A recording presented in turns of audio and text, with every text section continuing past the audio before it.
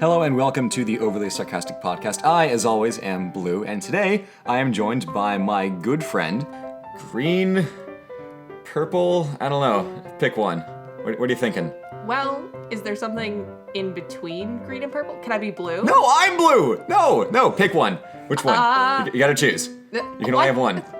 Green or purple? Green. Okay, cool, Green. I'm joined by Green today. So Green is my friend from the fencing club and also from class because we are in the middle of finals week right now. So instead of doing a real video, basically I am passing this off as studying to myself so I can sleep at night. And we're going to do a rundown on the decline and fall of the Roman Empire because we have a test on Thursday for the decline and fall of the Roman Empire. So this is considered studying. Basically, we're going to go through everything that went wrong in Roman history and just show you how profoundly stupid the Romans could be by the end of their life cycle. So let's jump in. Wait, Blue. Yo. Why am I on a stool? We don't have the budget for that. Are you sure? Yeah, I'm pretty sure. I mean, it's like Red's drawing hand barely healed up after that April Fool's incident, so this is all you have.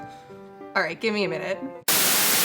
Whoa, no. Hey, no, this is some BS. How did you even get that in here? Don't question me, Blue. Do you have a raven? Yeah? How did you get that? Poe is more than a pet. Alright, so anyway, with Poe perched on Green's stupid throne of death chair, let's jump into how Rome completely destroyed itself. So, basically, around the, late 300s or so, the northerners started coming into Rome on the basis of it was cozy down there and the temperature was nice, so they decided they'd want to settle in.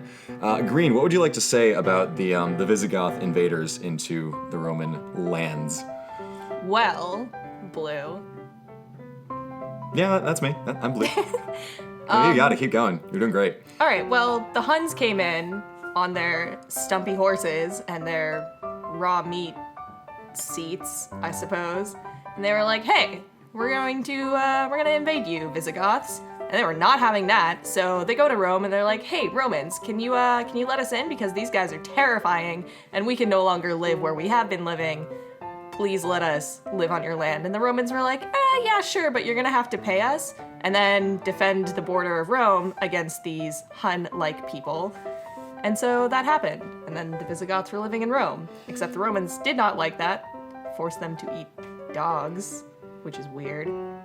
Yeah, so basically the Visigoths got out-barbarianed by the Huns, who were crazy. And I know that Mulan is an excellent movie, but the Huns did not go east. They started in Hungary, which is why it's called Hungary, and went west. Mulan is factually incorrect and it bothers me. I'm sorry. It's a great movie, but it's wrong. So that's the invasionist school of why Rome fell, is that when you have people invading your country, it's not your country anymore. It's pretty plain and simple. So basically, even though they were kind of settled in as like tenants in an apartment, they kind of took over the whole Rome thing, and the Visigoths had a kingdom in Spain. The Vandals had some stuff going on there too. It was a giant mess.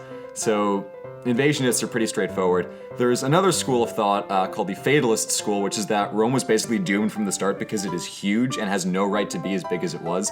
There's one very famous author named Edward Gibbon, who has a silly name, Gibbon, and he said that don't ask why Rome fell, ask instead why Rome even stayed alive as long as it did, because like, holy hell, how can you even think to keep an empire going that long when you're spread so thin? I mean, honestly, it's got a point. Like, would you ever want to run the Roman Empire, Green?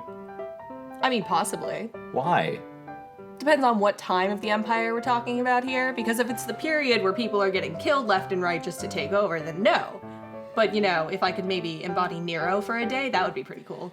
The day that he burned down Rome? Oh, yeah. You would. First you bring in a friggin' raven into my house, and then you start burning down Rome. Ravens are intelligent creatures. You should not have an issue with this.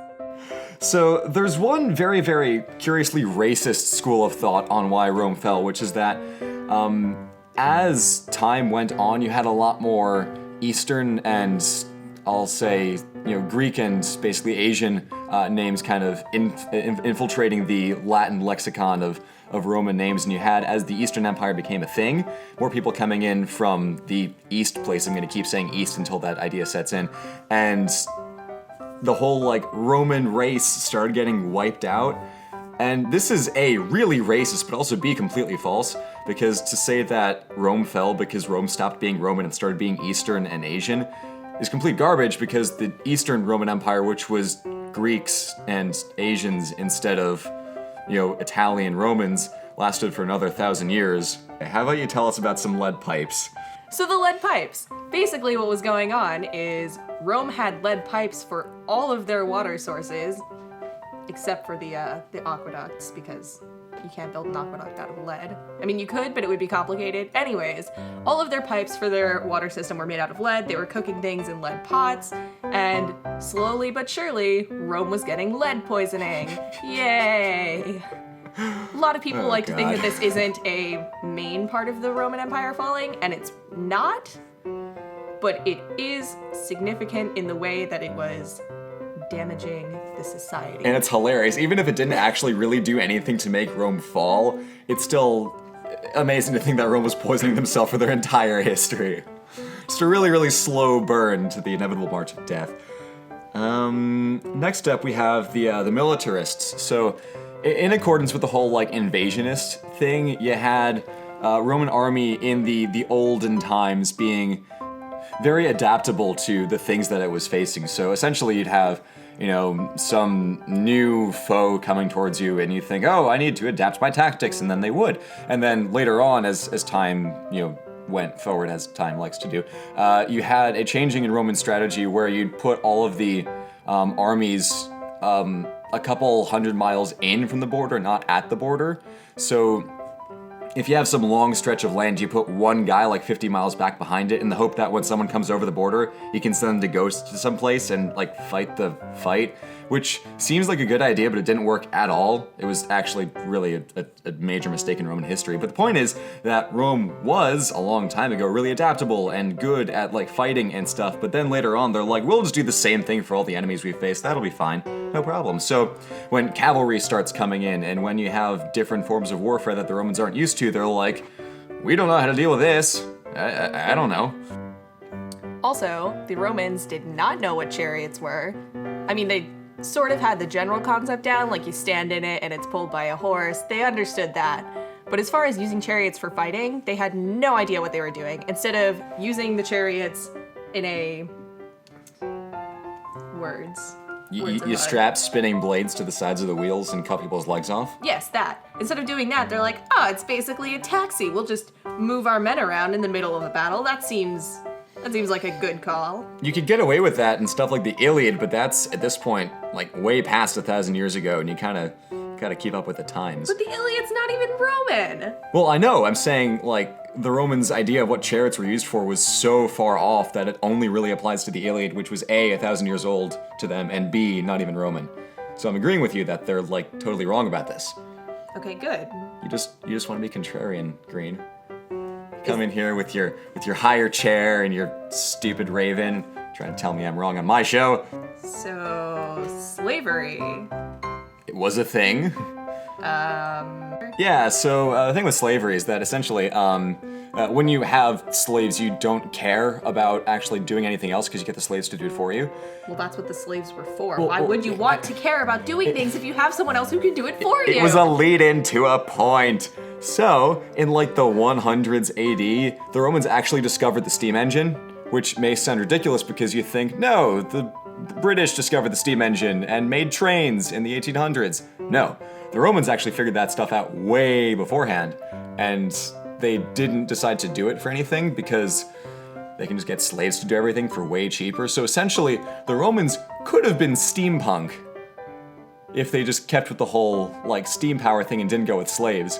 So you could have had, Romans in top hats and monocles. I don't know if with the Romans... Zeppelins going everywhere, which is just my fantasy of steampunk Roman. Wait. The Romans could not have been steampunk because steampunk is the combination of the, what is it? The industrial age and the Victorian era? Yeah, so a Roman version of steampunk. Yeah, I suppose. It would have been ridiculous, though. Can you imagine the Romans with all of their little gears and clocks and monocles? No. If there's ever an alternate history that I want to see, it's steampunk Rome. Because it could have happened. It could have actually happened. But slaves made them lazy, and laziness made them suck. So it just didn't. Maybe the slaves had their own steampunk thing going on secretly. They would just throw secret slave steampunk parties at night. I feel like there's no way they could have gotten away with that for 1,000 years. I mean, it's like, the thing is, Illuminati. People like to say that the moon landing was faked, but honestly, a more impressive accomplishment than than actually landing on the moon would have been to fake the moon landing and keep it a secret for this long. I mean, think about it that way. It's like, it's impossible to keep that a secret. It would have gotten out, so... there's no way you can keep that kind of stuff a secret for that long. Wait a second. It's huge. No. You just need one loose end in like all of NASA or all of Roman slavery, and then suddenly everyone knows you're throwing steampunk parties every Saturday. Okay, but the slaves didn't know how to read or write for the most part, so it's Some not did. like they were Okay, some did, but not all of them. Dozens Generally, of them. they didn't. Literally dozens of them. Dozens out of how many? Blue. Millions. Millions? Exactly. So, if they couldn't record what was going on, and the masters didn't know about it, of course it was easy that it could have escaped history. So I'm gonna go with the theory that, yes, Roman steampunk happened, it was all controlled by the slaves, and that's how the Illuminati started. I'm done here. The most amazing thing about this is that minus the Illuminati part, there's actually no way to prove that wrong, which is what I love about history. My logic is flawless. No counter evidence always. means no argument. Alright, maybe the Illuminati was going too far. I don't think it's going far enough. No? Would you like me to take it farther? Because I can take it farther. Go for it. I was bluffing. Okay, well, I called your bluff. Give me a minute, I'll think of something. Cool. So, I think with all of that covered, basically you see Rome falling apart from almost every angle. The last big nail in the coffin was when the Islamic invasions of the late 600s, early 700s started pouring into the Mediterranean. You had basically all of Africa and most of Spain kind of chopped off and taken for the Islamic caliphates, and the northern bits were all kind of barbarian/Roman stuff going on, but whereas you used to have, even with the whole barbarian thing, a unified world where you could get anything on one end of the Mediterranean to any place on the other end of the Mediterranean, and trade was like a thing that you could do, when Islam came and kind of like chopped off the bottom half of the Mediterranean and made it theirs, you couldn't do that anymore. So basically at that point, the whole like Roman world thing basically falls apart for good. There's a lovely book called Muhammad et Charlemagne by a guy named Henri Pirenne, I think. Maybe the H stands for something else, but it's a guy named Pirenne. And he basically wrote that once Islam came through and took the North Africa bits of the formerly Roman Empire, that thing was gone. So essentially, by like 800, Rome is totally dead, even though it was mostly dead by like 450 when they got sacked by the Vandals. So there you have it.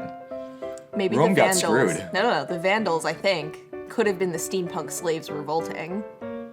But they came from the north, and the Roman slaves were from, like, Italy places. Yeah, so maybe the slaves were slowly sneaking away. Or once they were freed, because that was a thing that the Romans did. Once they were freed, they all moved north, they got together in their little slave steampunk group, and they were like, you know what? We're gonna call ourselves Vandals, we're going to invade Rome, we're gonna up, and... I think that part you can disprove. We had an airtight theory until you made the Vandals the secret reveal to be the Roman steampunk slaves. So you blew it, Green. You blew it. You admit that they were Roman steampunk slaves then. Oh, of course. The evidence is insurmountable. Good. I'm glad we're on the same page for once. You heard it here first, kids. Roman steampunk slaves. Roman steampunk slaves were the downfall of the empire. But I wouldn't be surprised. That would make a great movie.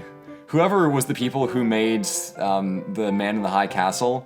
Whoever was the people? Whoever it was that made the Man in the... Grammar. Words are hard. Amazon Prime. Make that a show. Cool. Good. Why not Netflix? Amazon Prime made the Man in the High Castle. Saying, like, to the people who made that show, make this because they did a good job with that show. Except maybe not on Amazon Prime, maybe on actual television so that I don't have to pay to watch it.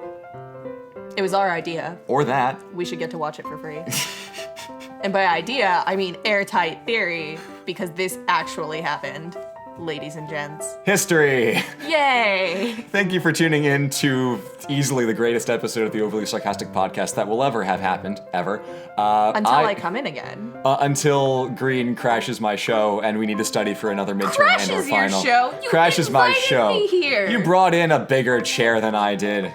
Ask Red, she's the one who gave it to me. Still mad at Red for that. It's just because she likes me more than you. It totally is. No, it's not. He says, doubtfully. No, shut up. You know what? Bye. See you next time. I hate this show.